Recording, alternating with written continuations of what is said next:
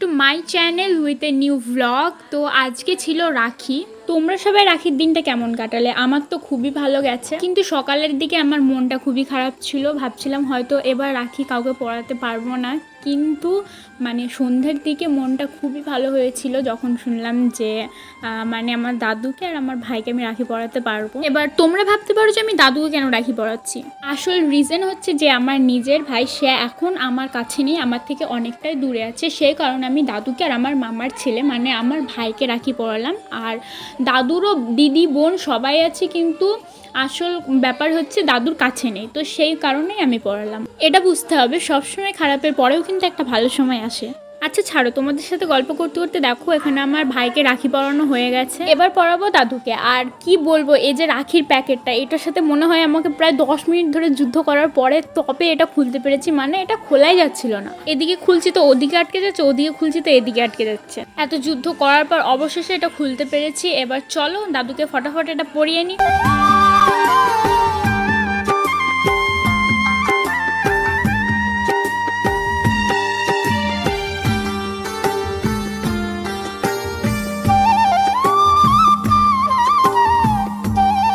আমার তো রাখি পরানো হয়ে গেছে, আর এখানে ভিডিও করছিল মামি, তার জন্য আমি বলছিলাম যে এইদিকে কাছে এসে ভিডিও করো, কারণ দেখা যাবে কি যাবে না আমি বুঝতে পারছিলাম না, তাই মামি একটু সরে আসলো।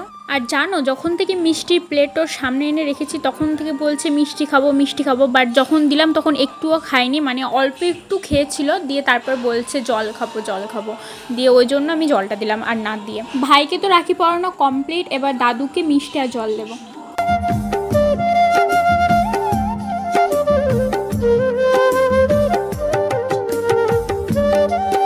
আর এখানে একটা মজার বিষয় কি হয়েছে জানো, দই খাওয়ানোর সময় দেখছি দই আছে বাট চামচ নেই, তো সেই জন্য আমি দিদাকে বললাম যে চামচটা এনে দিতে তাড়াতাড়ি। আর দিদাও আমাকে সেই মতো চামচটা এনে দিল। মানে এখানে সবাই হাসছিল যে এমন একটা পরিস্থিতি হয়ে গেছিলো।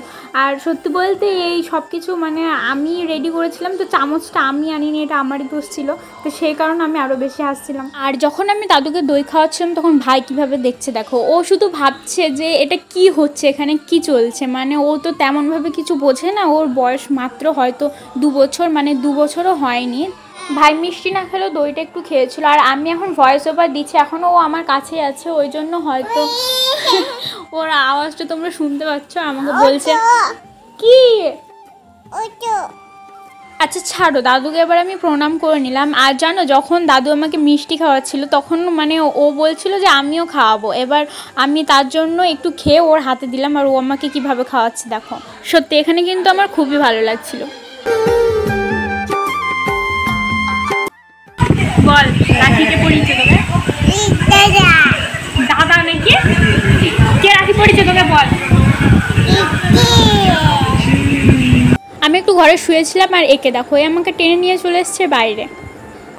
হে ভগবান! আর আজকে হয়েছিল আমাদের বাড়িতে লুচি আর আলুর দম। আহা কি যে বলবো, কি দারুণ লাগে খেতে, জাস্ট ওয়াও। আমি এখানে একটু ফুড ব্লগার হওয়ার চেষ্টা করছিলাম, আসল কথা হচ্ছে এইসব কিছু আমার দ্বারা হবে না।